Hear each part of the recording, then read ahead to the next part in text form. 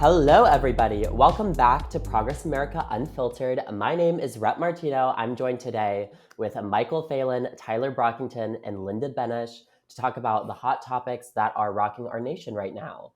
And throughout this discussion, we're going to cover a variety of issues. But before I give you all a sneak peek, let's just dive right in. So I'm going to pass it over to Phelan first to talk about the movie business a little bit. Yeah, I'm going to start with a little bit of show and tell. And do you know what this is?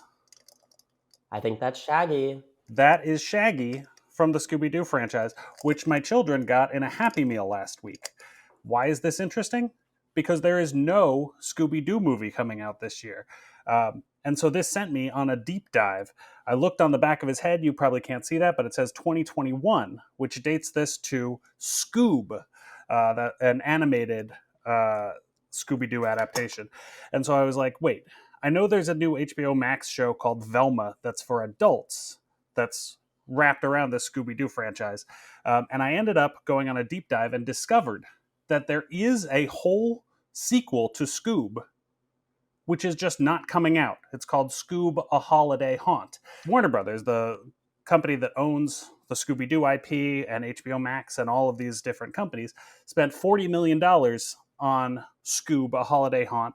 It's virtually done, but they are not going to release it because to them, this movie that they spent, again, $40 million on is worth more dead than alive because of tax write-offs. And it's not just Scooby-Doo things.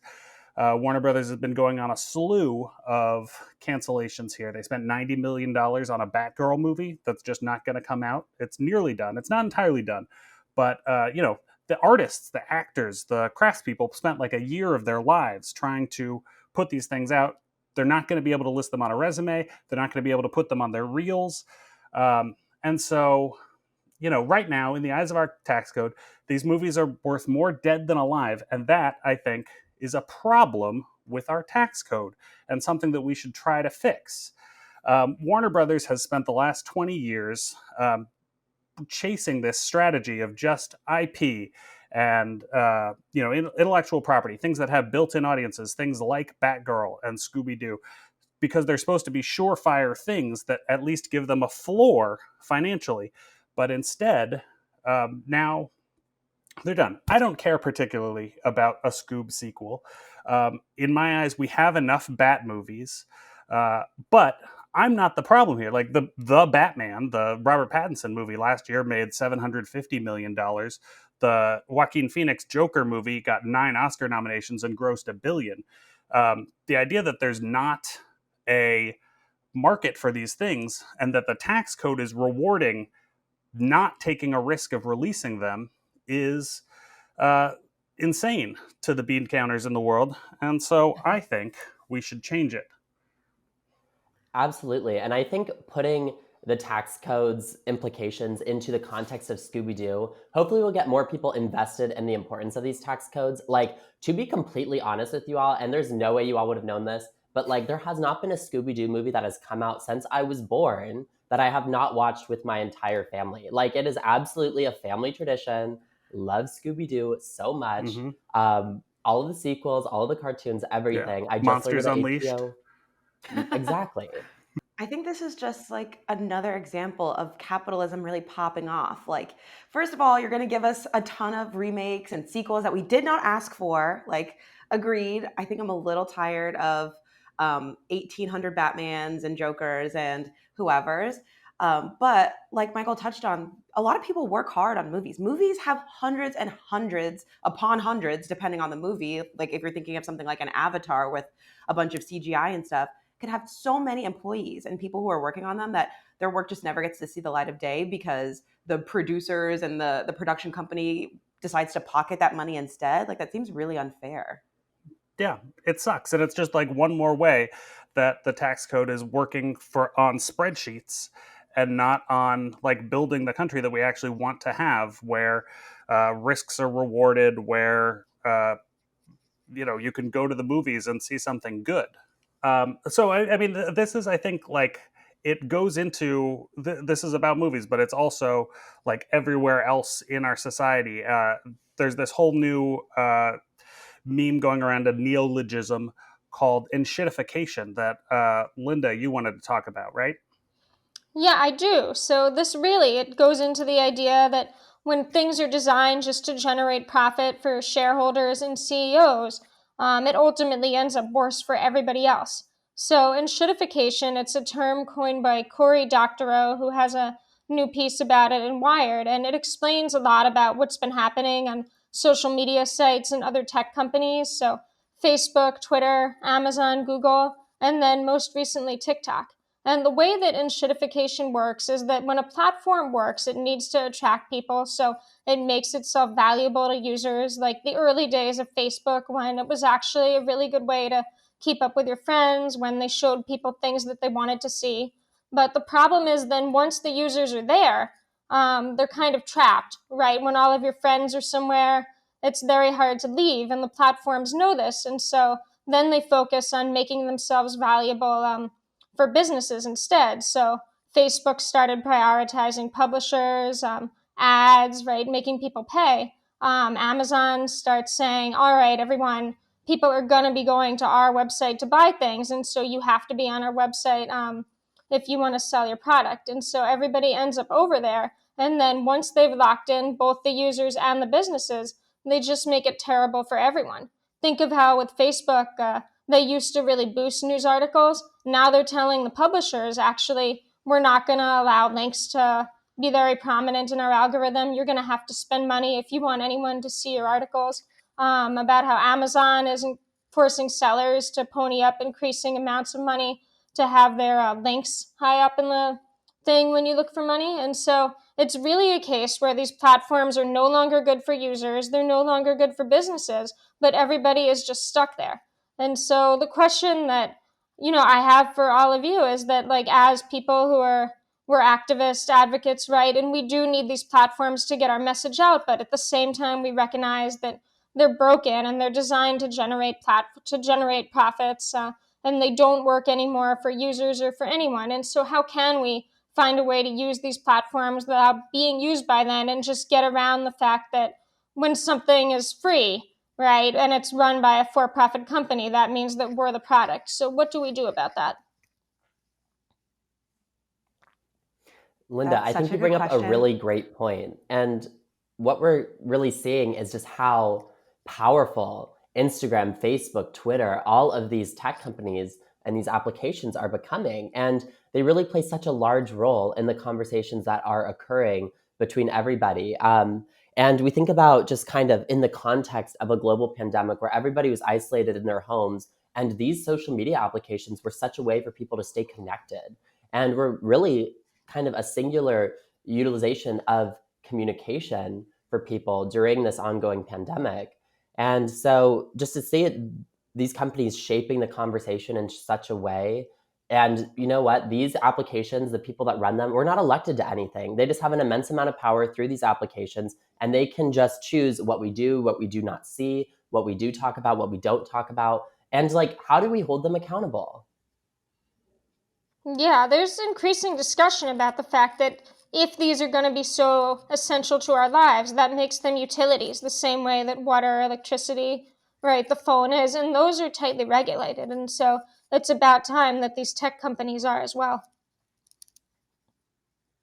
I totally agree. And I think, especially coming from somebody who is an admitted TikTok addict, I think, you know, I do think that these companies need to be held in account. And I think until lawmakers do that, it is a little bit of personal responsibility to make sure you're paying attention to who you're following, what ads you're getting, your privacy settings, and things like that, in order to make yourself as least desirable of a product as possible. It's, I mean, these things, we have to think about the fact that these algorithms are literally designed to make these apps impossible to put down, especially stuff like TikTok or Instagram. They're designed to get you there and keep you there and make it so that you don't ever want to log out. And there's only so much you can do about that. That's the human brain. But I do think, paying attention to what you consume asking questions. Media literacy is extremely important, and understanding, like, you might see things that aren't necessarily from a veritable source, or yeah, that could be an ad, even though it's not labeled as an ad anymore. This is a big one on TikTok,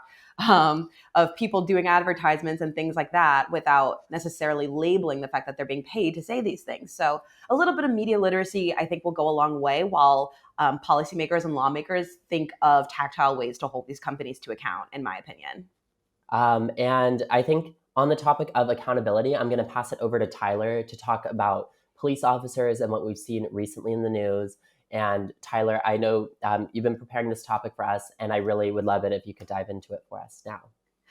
Yes, so this is a little more of a sober note for this episode. So, viewer discretion advised if this isn't something that you want to talk about, but we really wanted to take a second to talk about Tyree Nichols and the news of his passing. So I think we're all pissed off about what's happened. And there are a lot of different places you can turn to for information, places that have done deep dives that are much better than anything we can do with the limited time we have on this show. So we'll have some resources in the description box that you can look at for write-ups, the video if you would like to watch it for yourself, and other information. But one thing that we really wanted to talk about is accountability and the fact that cops lie. So one thing we want to talk about is the statement from the Memphis Police Department following their encounter with Tyree Nichols. So I'm going to read this verbatim. They reported on January 7th, 2023, at approximately 8:30 p.m., officers in the area of Rains Road and Ross Road attempted to make a traffic stop for reckless driving. As officers approached the vehicle, a confrontation occurred. The suspect fled the scene on foot. Officers pursued the suspect again and attempted to take the suspect into custody. While attempting to take the suspect into custody, another confrontation occurred. However, the suspect was ultimately apprehended. Afterward, the suspect complained of having shortness of breath, at which time an ambulance was called to the scene. The suspect was then transported to St. Francis Hospital in critical condition. So this is the police report that was submitted after officers' encounter with Tyree Nichols. The video is out now. Some of you have seen it. I personally have not. That's just not something that I think is for me and my mental health, but I've read a lot about it and descriptions of the video, and it's very clear that this statement that was previously submitted by police is a lie. They say that a confrontation occurred, but what's clear from the video is that Tyree Nichols was attacked and brutally beaten, even as he attempted to comply. The New York Times reported that officers gave him 71 commands in the span of 13 minutes. And a lot of those commands were extremely contradictory. Things like his hands were being held behind his back, but he was told to keep his hands up. Things that are just literally impossible to comply with. And when he was unable to comply because of the confusing nature of these demands, the cops beat him, and he tried to run to safety after continually being beaten, and they used that as an excuse to beat him some more. Towards the end of their brutality, he complained of having shortness of breath, is what they reported. However, he was barely conscious at that point. So he wasn't even physically capable of complaining.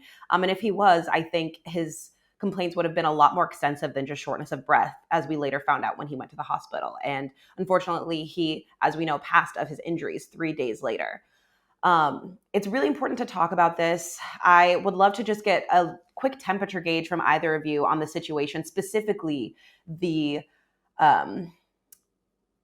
misshaping of events done by law enforcement in the situation. Yeah, I think that this issue is just extremely horrific.